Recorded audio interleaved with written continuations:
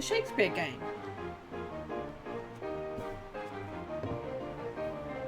Apparently an Australian Shakespeare game. I just need to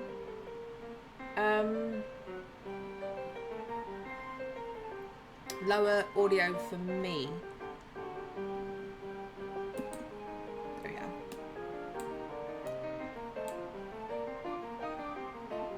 Is it working? There you go, that does it. Don't want it to be too low, but that's feeling very loud to me. Somebody will have to let me know if it's loud for you, because obviously all of my Twitch studio issues mean I'm getting game audio through capture card. Would you like to enable narration? Yes, definitely. Toggle narration at any time in options. Achievements and art still unlock while narration is enabled, but notifications will not be displayed. Thanks. To be or not to be? William Shakespeare, 1564 AD to whenever he died, was well known for borrowing from existing literature when writing his plays. Romeo and Juliet is pretty much lifted entirely from Arthur Brooks' poem, The Tragical History of Romulus and Juliet. Dude didn't even change the names.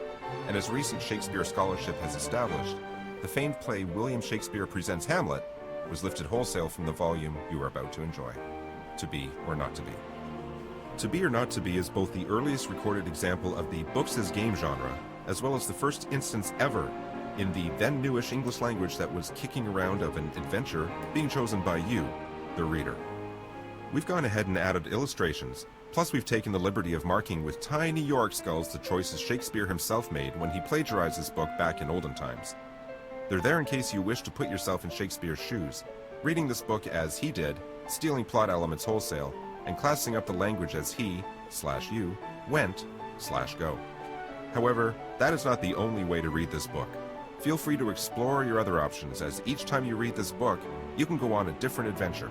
Assuming you don't read the book like 3 quadrillion times, at which point the adventures will start to repeat, and they'll probably seem pretty familiar long before then anyway. Choose your own adventure, take yourself Shakespeare. back to history, when ghosts walked the earth and nobody knew velociraptors were even a thing. Steel yourself to experience the magic of Shakespeare as it was meant to be experienced, in a non-deterministic narrative structure where you end up thinking maybe you made a wrong decision, so you mark the pages you were just on, so you can always go back and make a different choice if you die for some dumb reason. To be or not to be, that is the adventure. Okay. Choose your character. Man, what if I just read the acknowledgements instead?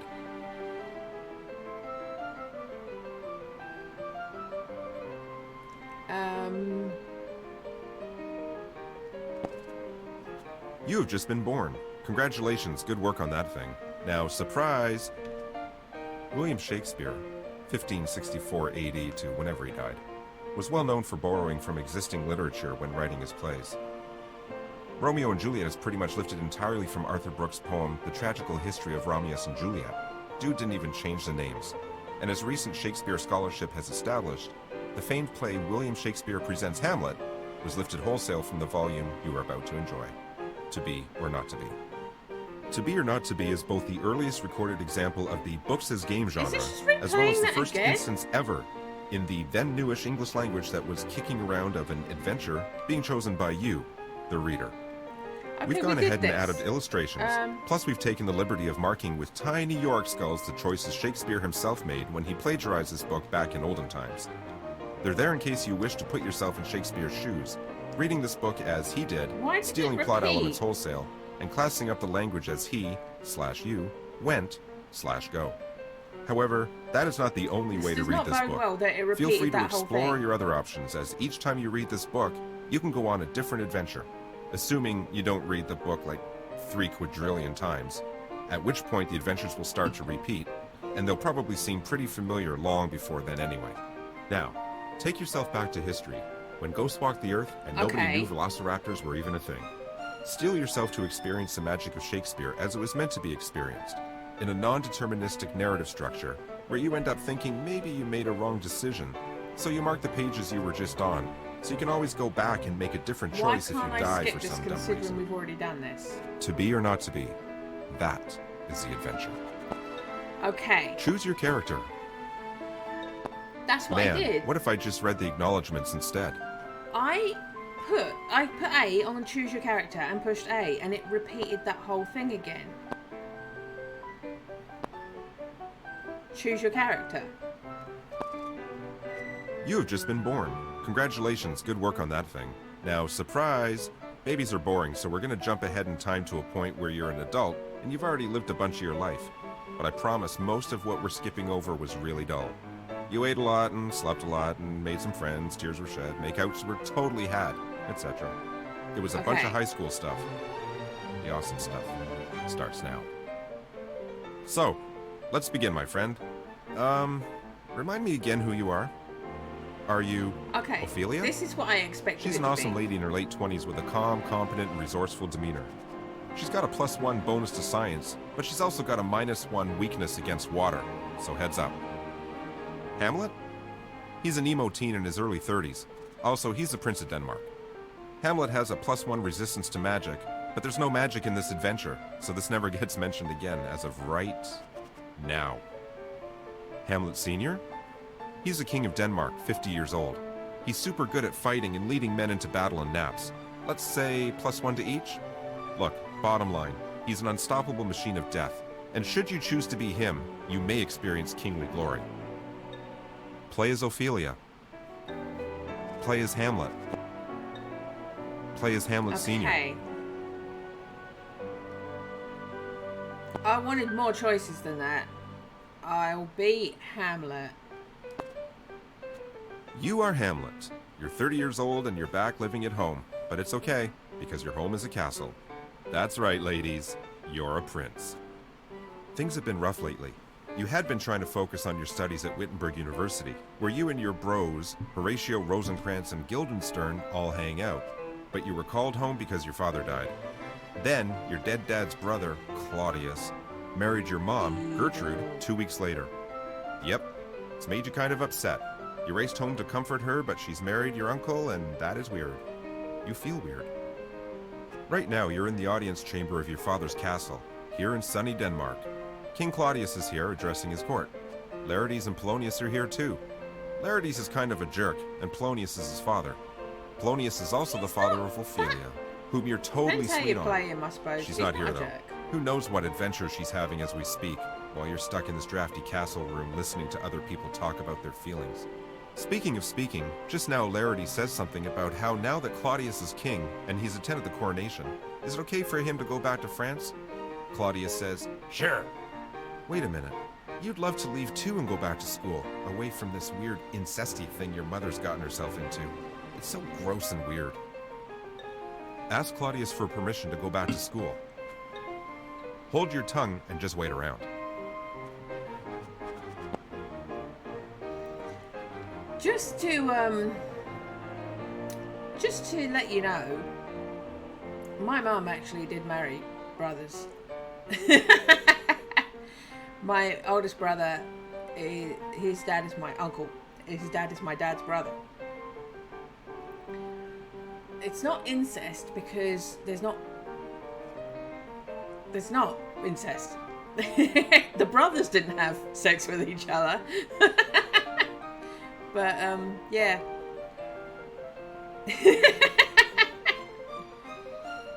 Okay, ask for permission to go back to school. You hold up your hand and open your mouth, but before you can say anything, Claudius addresses you directly, calling you his son. On the one hand, that's entirely appropriate, especially since he just married your mom like 2 weeks ago. But on the other hand, he has brought creepy uncle to new heights. Points for that, maybe? Insult him under your breath by saying you're more than kin, i.e., you're related more than once now as both father/son and uncle/nephew, but less than kind, i.e., this relationship you're in is unnatural. In real life, people think up zingers like this on the spot all the time, so this totally makes sense. Say, you're not my real dad. and storm out of the room.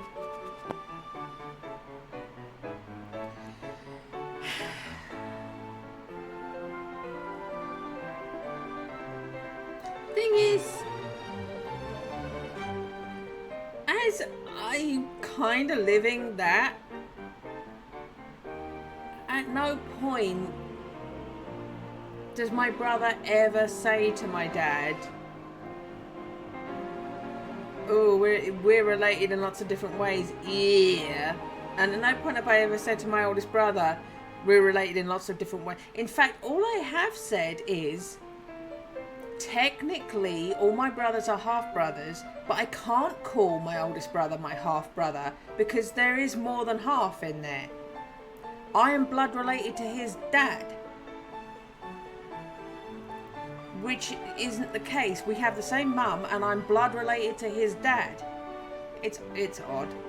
Let's do because the first one is actually what happens. So let's do a different one. Let's see this. While you're busy doing that, your friend Horatio bumps into you and tells you, A, he's in town for your dad's funeral / mom's wedding, and that they serve leftover appetizers from one at the other. B, ghosts are real. C, he's seen one and so have a bunch of other guys. D, it keeps showing up at the same time. And E, he's pretty sure it's the ghost of your dad. Finally, some adventure, some closure. You agree that you'll come with him tonight to see the ghost when it shows up again. It's such an obvious decision that it kind of feels like you don't even have a choice in the matter. Agree to go with Horatio tonight to see the ghost when it shows up again. Yeah, pretty much don't have a choice in the matter. I'll be there, 11:30 sharp, you say, and Horatio leaves, satisfied. Well, now you have 8 hours to blow before it's time to meet ghosts. What do you want to do, Hamlet? Be Ophelia for a while. Play solitaire. I'm kind of tempted to play solitaire. I'm kind of tempted. Let's be Ophelia for a while. Right, you're Ophelia. You are a beautiful and independent young woman, and although it makes you roll your eyes when you think about it, you've fallen in love with a prince. Prince Hamlet is funny and charming, and he seems to like you a lot. You try not to get too excited about it, because you're worried you might jinx it. But things really are going great. Only it's been hard doing the long-distance thing while you've both been off at university. And while you've loved studying capital S science, and you're sure Hamlet's loved studying capital U undeclared, it hasn't been easy. Now that you're both back together in Denmark for his father's funeral and his mother's second wedding, it's been harder still. Hamlet's really sad, and you can't blame him for that since, his dad died. But you wish there was something you could do to help him. When you last saw him, Hamlet mentioned how the castle seemed cold and drafty, and for some reason it stuck with you. You've been sitting at your desk, trying to think of something you could give him that would help with that. A way of cheering him up a little. Remind him he's still got people who care about him. He wears these cloaks all the time, but then he's taking them off in warm rooms and putting them back on in cold ones. If only there was some way you could keep the rooms at a uniform temperature, he wouldn't need to be constantly adjusting his clothes throughout the day. But to do that, you'd need some way of measuring heat, and a way of transporting it through the castle, perhaps through a series of pipes. Your thoughts are interrupted by a knock at your door. "Who is it?" you call. "It's me," says your brother. "Come on, let me in." Let him in. Why does this game hate Tell him Larities so you're busy. much? Let him in. You open the door for your brother. Larities? You can come in, You say, but I don't want to hear any opinions about my personal life. If you sleep with Hamlet, you're a slut. he says. Slam the door in his face. Invite him to enter your room. Okay. You let him into your room. He sits down on the bed and pats the empty space beside him. You choose to remain standing. Listen, He says, I know you like Hamlet, but he's a prince, so he's gonna have to marry someone of his own rank. Who said anything about marriage? you reply. I'm happy with Hamlet, and he's happy with me. We're having fun. Nobody's talking about marriage. That's another thing. He says, Look, if you have sex before marriage, then you'll be ruined for other men and nobody will ever want you. He's only dating you because he wants sex. The narration and Don't the actual sex text him, appearing, because that I'm your delay is brother kind of and I'm annoying. telling you not to. Throw him out of your room and slam the door in his face. Sit down beside him, for some reason, and tell him that he makes a lot of sense, somehow, and you'll do as he says. Yeah. Really? Really? Okay. You sit down on the bed and tell him you'll do as he says, and that you sincerely appreciate his meddling in your personal life. And then you go on to say that if you're going to abstain from sex before marriage, then he should be careful too, because he sleeps around way more than you do. And it's going to be one heck of a sexual double standard if you're damaged goods, and he's totally fine. That's right, I didn't even give you a choice about saying that or not, because you keep choosing the stupid options. Guess you're just going to have to deal with it, huh? In any case, there's a knock on your door, and before you can answer, your father, Polonius, opens the door. Normally, He's when gonna you're not, come in and do you wait his for someone to let neither you a in, borrower Dad. nor a lender You be said. speech. You're an idiot if you think Hamlet loves you. He says. Then he notices Laertes is in your room too. Oh, hey Laertes. Have fun on your trip. To thine own self be true. Laertes nods. I already told her she's slutty. He says. Kick them both out and slam the door in their faces. I guess, smile and nod and pat the empty spot on the bed beside you and Laertes, inviting Polonius to sit down too, because that is something a person would do. I'm doing it because it annoys the narrator so Polonius much. sits down on the bed beside you. So, you guys were talking about Hamlet, huh? He asks. Your brother nods, and Polonius Why is he turns to talking face like a him. gangster Hamlet from New only likes you York? because you're smoking hot. He says. You're an idiot if you believe him when he says you're a great and wonderful and special person. He'll say anything to get in your pants. He said that you're a wonderful person, right? You agree that he has said, and written, some very beautiful things about you, and that this means a lot to you. That proves it. Listen, you're too dumb to understand what I'm saying, so I'm just going to order you to do the following. Stop seeing him, never speak to him again, and put all thoughts of him out of your head. Slap him across the face and tell him you're not dumb, and you can recognize sincere emotion in a sexual partner when you see it. Tell him you'll obey, and then call him your lord. And follow him meekly out of the room? Agree with everything he and Laertes have said, because all that stuff I wrote earlier about you being an independent woman in charge of her own destiny sounds pretty dumb, actually. And you'd better do whatever someone else tells you to, because anyone other than you probably knows better about your own life than you do, right? Look, I am now trying to think of the dumbest thing you can do. Please, I beg you, do not choose this option. See, the second one that they don't want me to pick is what happens. The thing is, though, that advice is right because he's about to go mad. So you want to say, don't go along with it. Maybe you won't end up going mad and killing yourself. However, the second option is what happens in the play, and she goes mad and kills herself. But you don't just slap your dad in the face for giving you the correct advice. Not the I get to pick your sexual partners, but the oh God.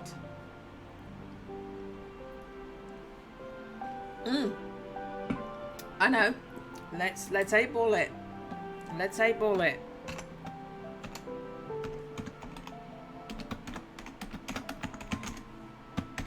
Did I do that right?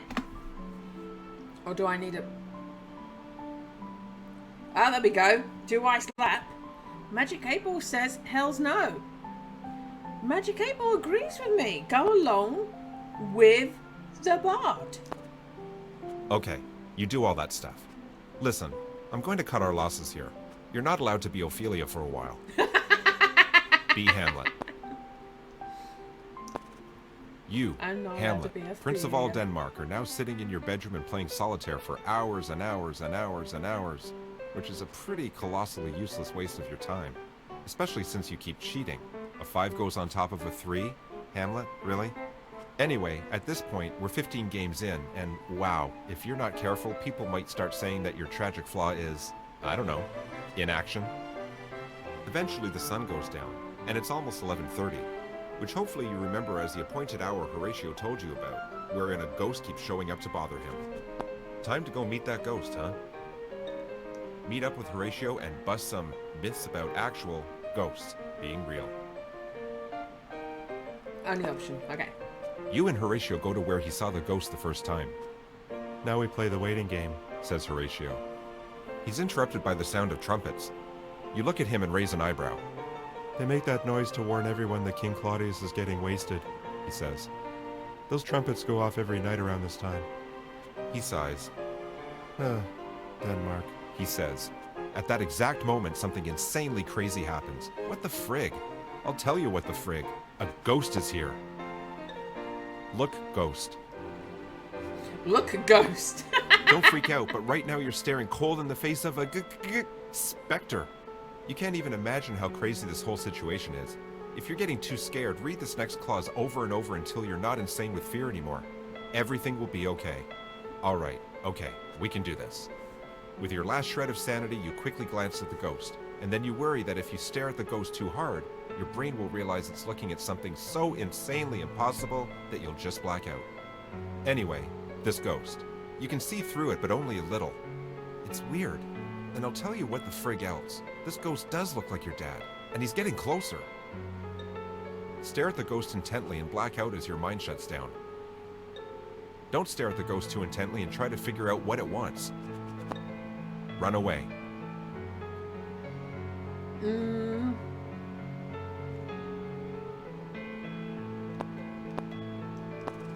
You make a break for it, screaming like a little baby, and Horatio does the same. Holy cow, holy cow, holy cow, you say, jumping over a boulder and hiding behind it. Man, that was Why is there a intense. boulder on top Horatio of the says, a battlements? hand on his chest. You both sit for a moment, each trying to catch your breath. Hey, let's go back and see if he's still there. Horatio says. Go back and check out the ghost again. Don't freak out, but right now you're staring cold in the face of a What was the point specter. of giving me the You can't even option if the imagine how first thing you do crazy this is whole go back situation and is. repeat it? If you're getting too scared, read this next clause over and over until you're not insane with fear anymore. Everything will be okay. All right, okay, we can do this. With your last shred of sanity, you quickly glance at the ghost, and then you worry that if you stare at the ghost too hard, your brain will realize it's looking at something so insanely impossible that you'll just black out. Anyway, this ghost. So You if can I see black through it, out, but do we only a go little. back and do this It's again? weird. And I'll tell you what the frig else. This ghost does look like your dad, and he's getting closer. Stare at the ghost intently and black out as your mind shuts down. Don't stare at the ghost too intently and try to figure out what it wants. Run away.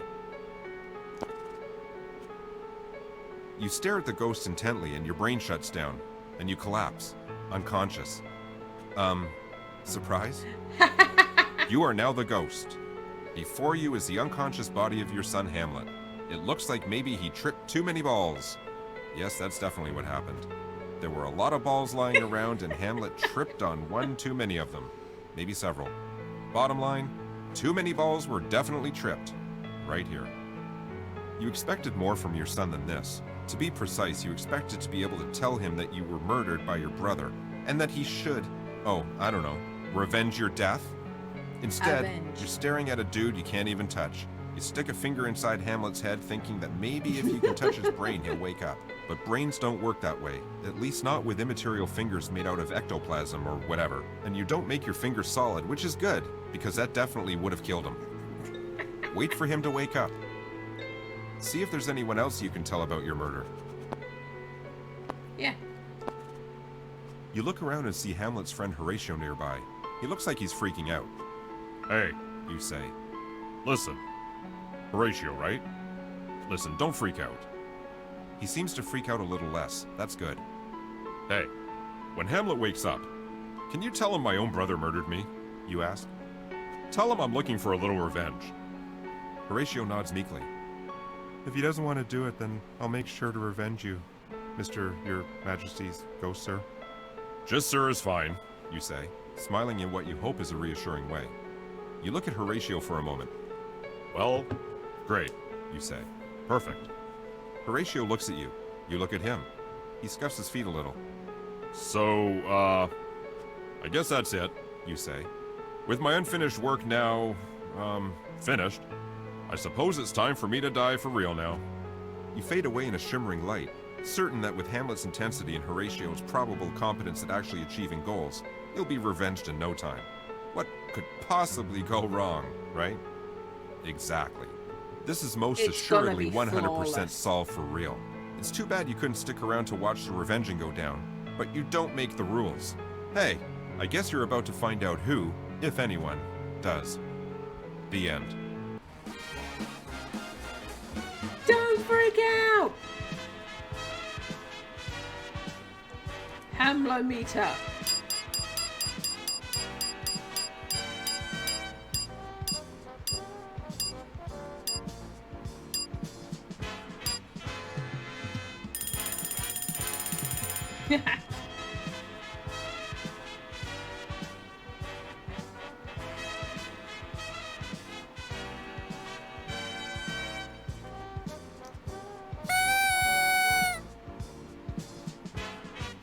Your starts this adventure. Taste the 6s and 8. Oh, my stats. I'm like, what does your starts? Choices made 20.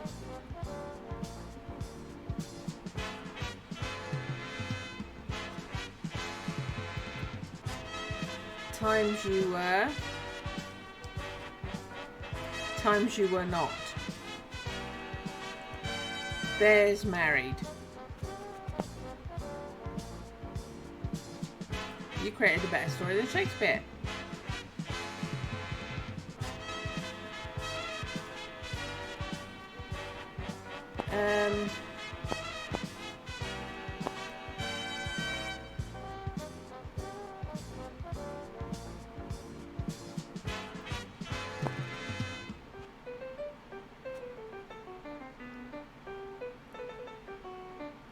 So do I have to just do Hamlet over and over again? Do I get other ones? Do I get other ones? I want to do King Lear.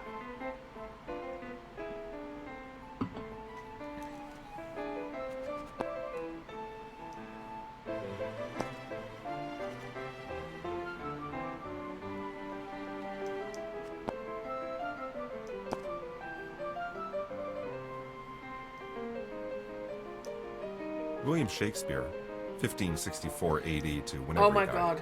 was well known for borrowing from existing literature when writing his plays. Romeo and Juliet is pretty much lifted Why? entirely from Arthur. Why won't you... Oh, there you go. I was going to say, why won't you let me skip it?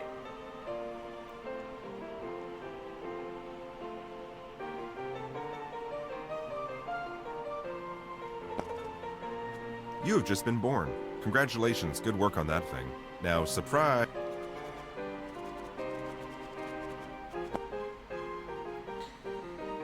Okay, so we didn't get to do him. You are ever, King so- Hamlet. All of Denmark is under your command. Everything's going so great for you. At present, you are in Norway, where just this afternoon, you led Denmark's forces to an astounding victory during which you personally killed the Norwegian king. Stabbed him right through the head, you did. His eye popped out and rolled on the ground, and then you stepped on it. Whoa, your ass is bad. You are a badass. You decide after a day of being good at fighting, you should have a nap. You've earned it. You settle down in an orchard for some nappy times. During your delightful rest, your brother pours some poison in your ear, and you die. Surprise! You didn't know poisons work that way. Wow. You've barely made one choice so far, and you're dead already. Way to go, champ. You're really good at books, huh?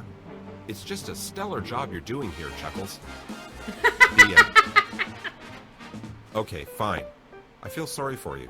Here's a choice that you can choose. Become a ghost. Do not become a ghost. Good news. The afterlife exists, and it's full of ghosts. You know this because you're now one of them. You get to spend all your time slamming doors, rattling chains, and telling on the person who killed you. But here's the thing. I, the author, told you, the reader, that your brother poured poison in your ear while you nap. But you, as Hamlet Sr., have no idea how you died. You slept through the whole thing, so you need to figure out who killed you if you're going to revenge yourself on your murderer, assuming you even were murdered.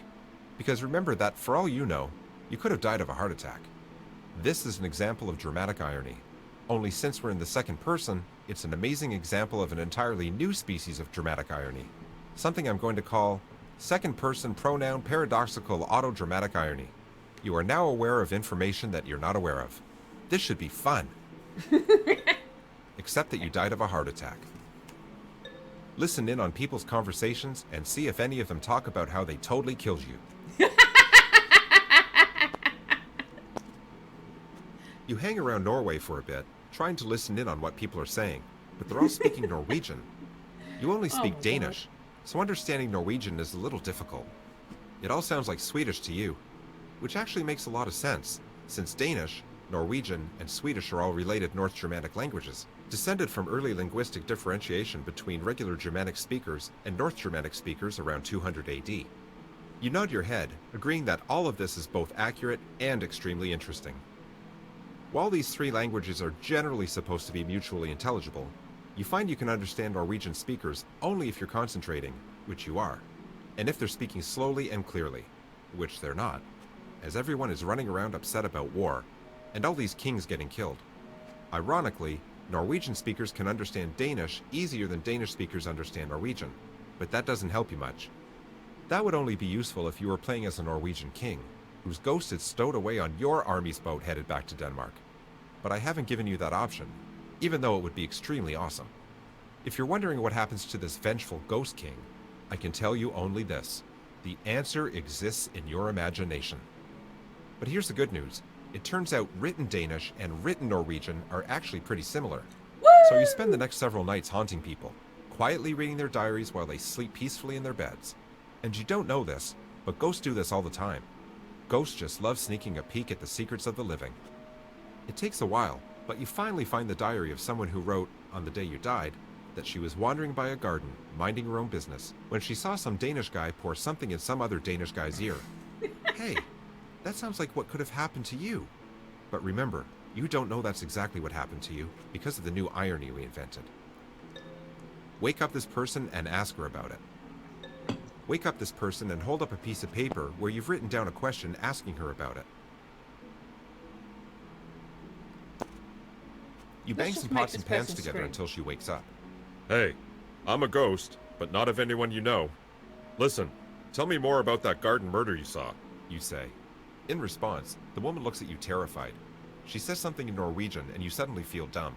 You're already a spooky ghost, but now you're a spooky ghost talking to her in a language she doesn't even know. Anyway, by the time you find a piece of paper and write down, "Hey, I don't want to kill you," it's too late. The woman has run out of the room, and every time she sees you, she gets mad and throws something at you and leaves. You kinda blew it here, King Hamlet.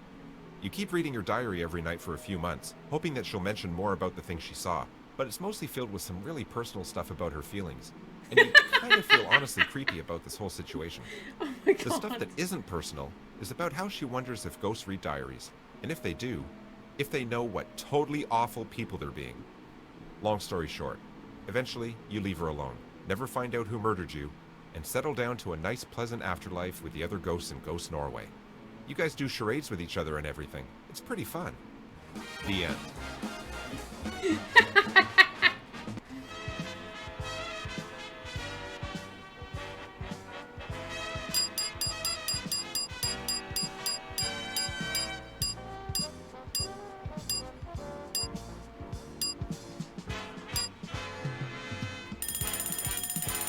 Not to be.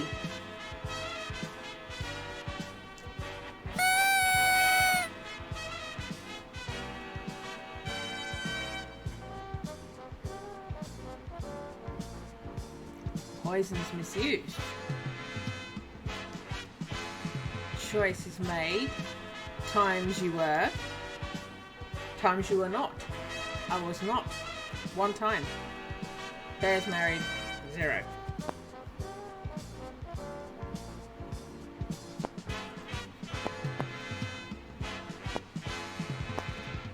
So, it's not very long. It's not very long, but it was funny. I wish they did other things other than just Hamlet. I wish they did one for loads of different stories. I mean, it's not as if you're struggling for a volume of stories and characters in Shakespeare. That's much shorter than I thought it was going to be.